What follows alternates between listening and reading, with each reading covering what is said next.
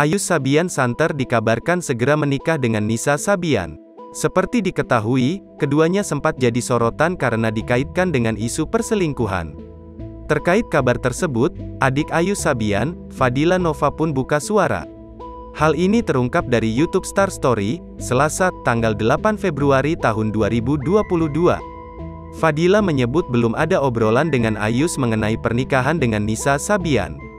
Sehingga, ia seolah menepis isu tersebut dan menyatakan hanya gosip belaka. Gosip, ucapnya di YouTube Star Story dikutip via Tribun News.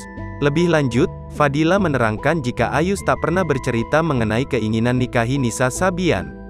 Selain itu, Nisa Sabian juga tak pernah diajak ke rumah dan bertemu dengan keluarga pihak laki-laki. Kemudian, Fadila juga menjawab soal isu keluarga tak memberikan restu. Menurutnya keluarga belum tentu tidak memberikan restu pada Ayus dan Nisa Sabian. Enggak juga, keluarga tidak memberikan restu, terangnya. Meski begitu, hubungan Ayus dan Nisa Sabian belakangan kembali menjadi sorotan.